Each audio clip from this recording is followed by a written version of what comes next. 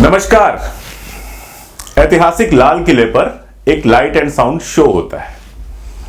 पिछले 3-4 साल से वो शो बंद था और अभी 2-3 दिन पहले उसको शुरू किया गया। गृह मंत्री अमित शाह साहब ने उसका उद्घाटन किया। लेकिन जब लाइट एंड साउंड शो शुरू किया गया तो इसमें आईएनए की बात आई थी, आजाद हिंद फौज की बात आई थी, नेताजी सुभाष चंद्र बोस की आजाद हिंद फौज।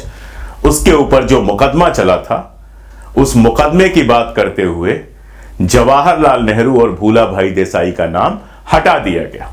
इधर लगातार शोर चली रहा है, इतिहास बदला जाएगा, इतिहास बदला जाएगा, गलत इतिहास है उसको सही किया जाएगा। और इतिहास कैसे बदला जाएगा इसका एक उदाहरण हमें मिला जब लाल किले पर लाइट एंड साउंड शो से जवाहरलाल नेहरू और भूला भाई देसाई का नाम हटा दिया गया। मैं बताऊंगा पूरा मामला क्या है, इतिहास क्या है, ये सारी चीजें। लाल किले पर ऐतिहासिक रूप से 3 मुकदमे चले हैं। पहला मुकदमा अंग्रेजों ने चलाया था 1857 के बाद। आखिरी जो मुगल बादशाह थे बहादुर शाह जफर, उनके ऊपर, जिसके बाद उनको रंगून भेज दिया गया था, जिसने कहा था गाजियों में बू रहेगी जब तलक ईमान की, तख्त लंदन तक चलेगी तेग हिंदुस्तान की।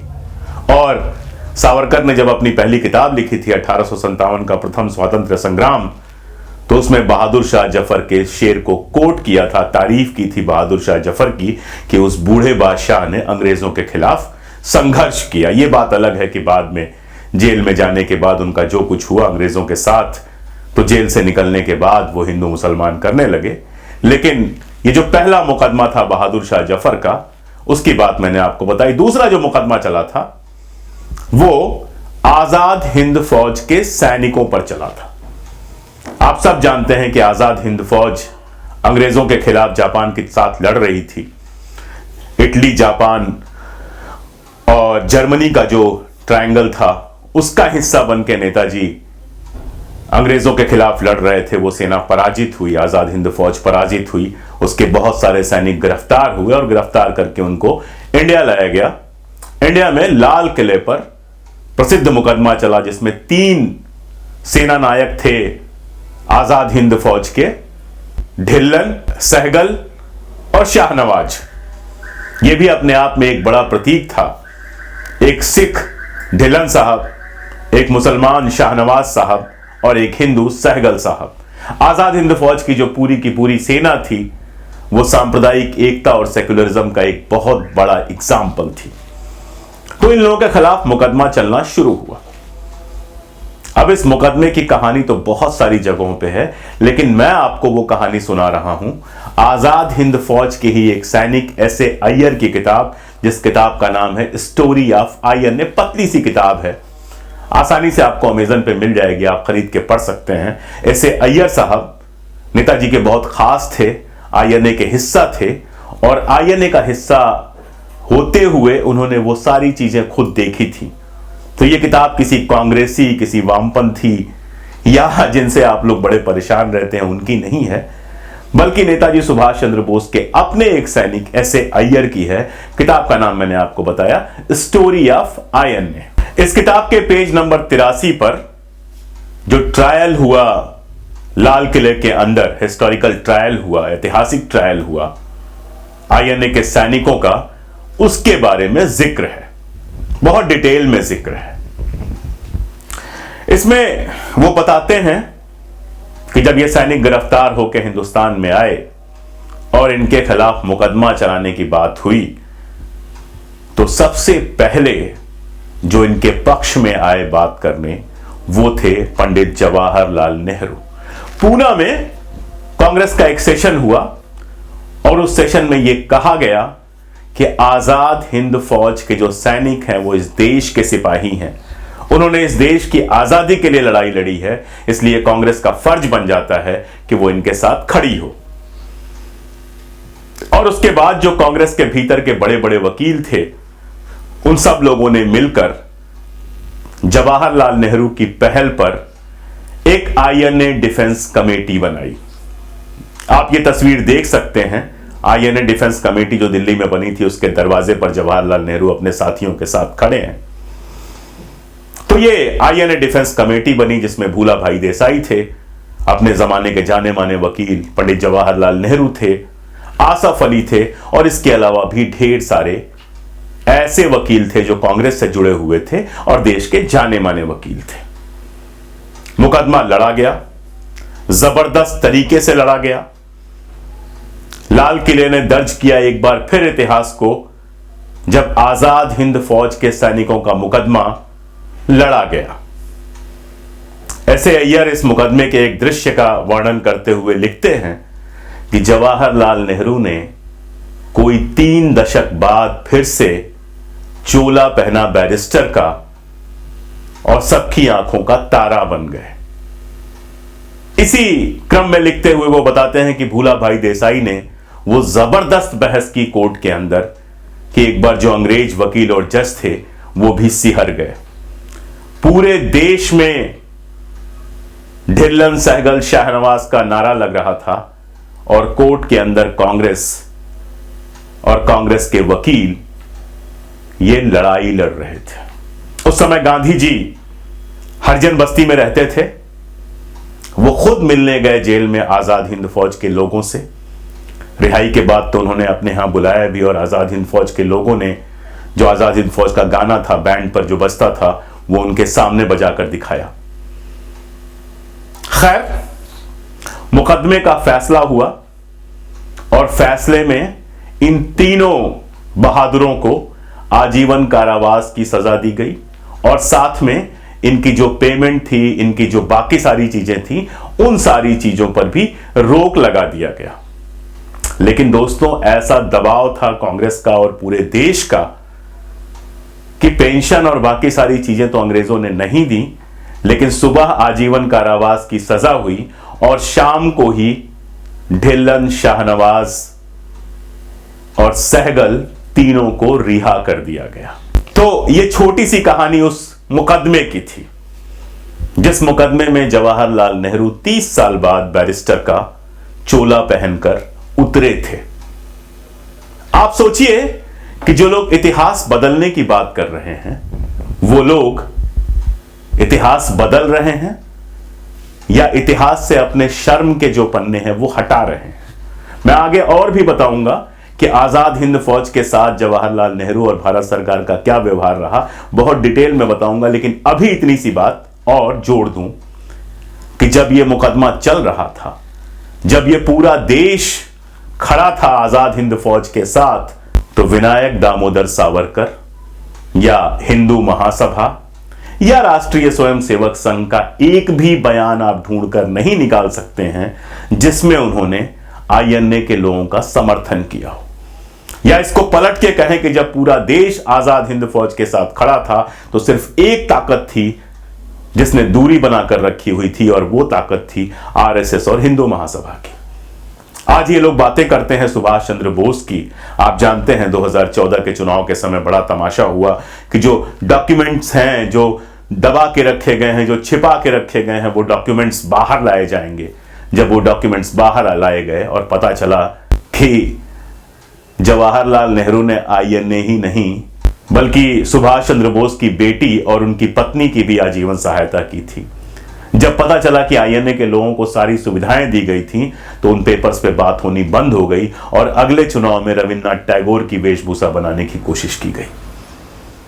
तो ये जो इतिहास बदला जा रहा है वो इतिहास बदला नहीं जा रहा है।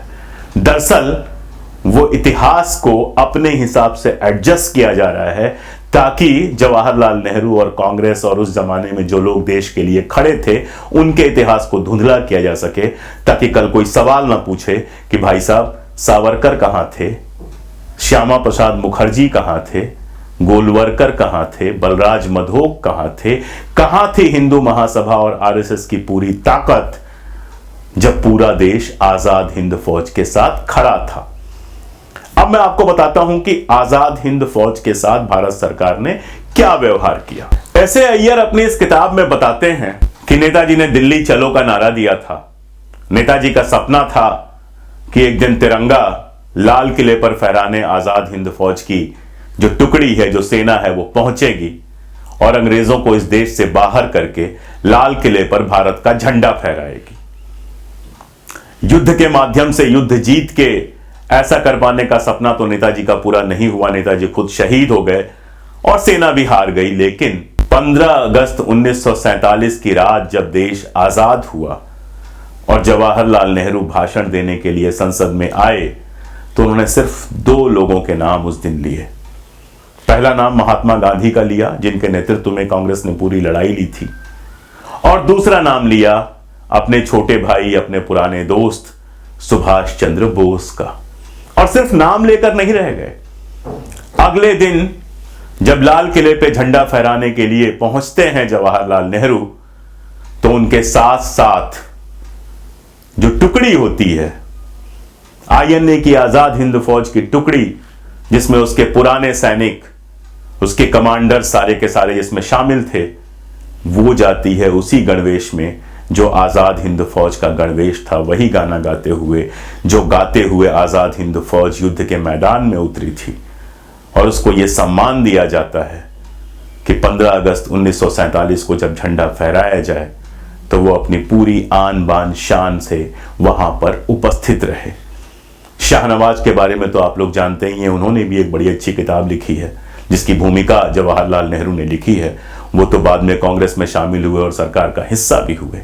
लेकिन इसके अलावा भी जो बाकी सैनिक थे वो पूरे सम्मान से 15 अगस्त 1947 के उस आयोजन में शामिल किए गए।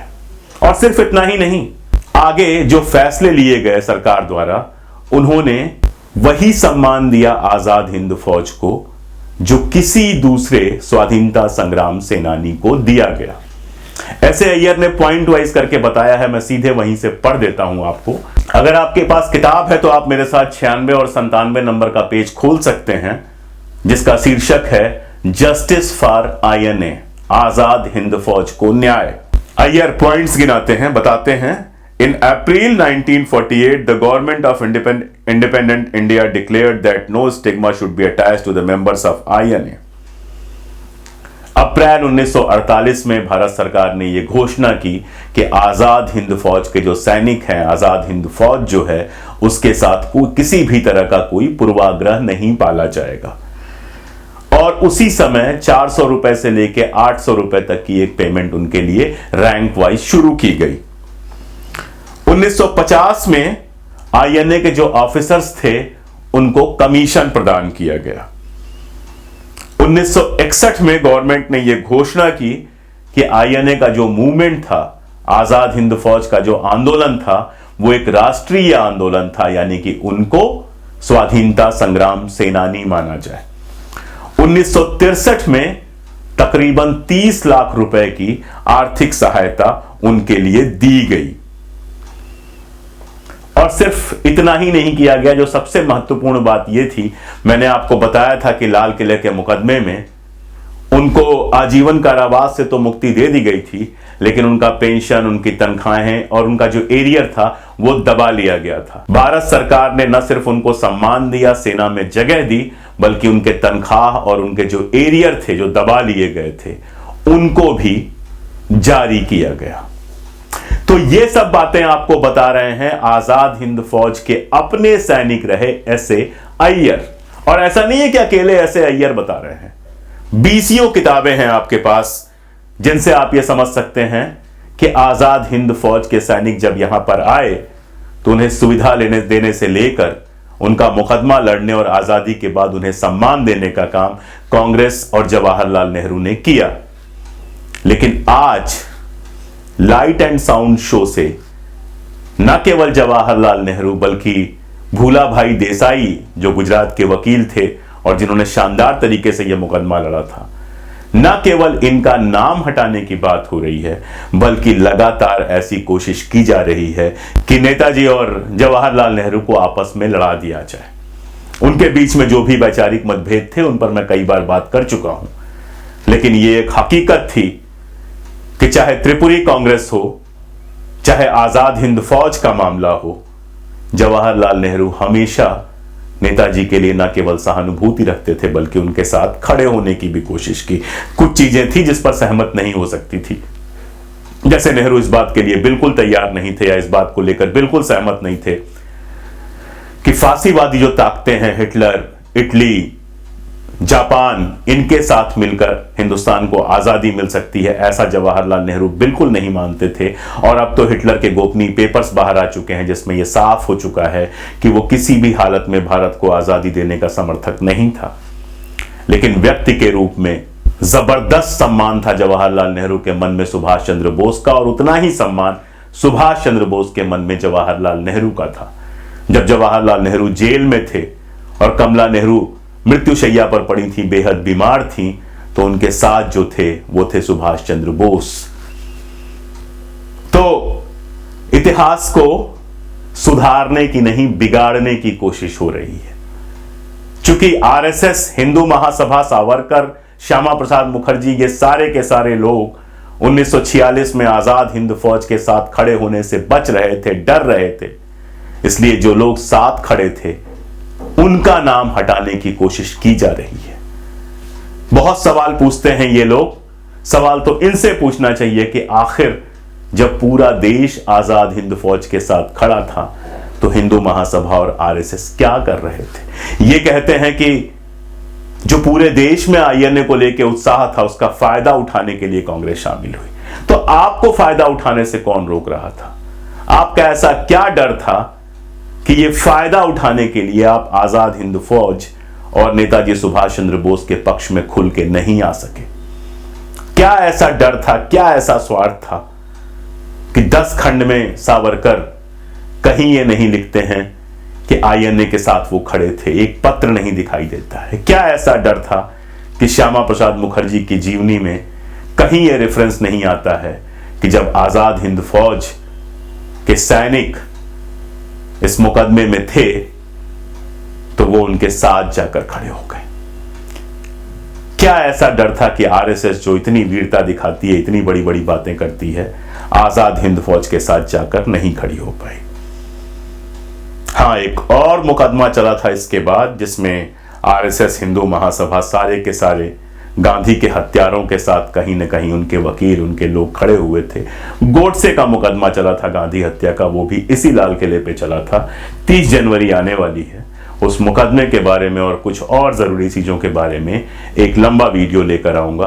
तब तक इंतजार कीजिए और ये सवाल पूछते रहिए कि आखिर जब पूरा देश आजाद हिंद फौज के साथ खड़ा था, जब जवाहरलाल नेहरू ने 30 साल बाद बैरिस्टर का चोगा पहनकर आजाद हिंद फौज के लोगों को बचाने की कोशिश की थी, तो आरएसएस, हिंदू महासभा, सावरकर, गोलवरकर, श्यामा प्रसाद मुखर्जी वगैरह वगैरह कहां थे?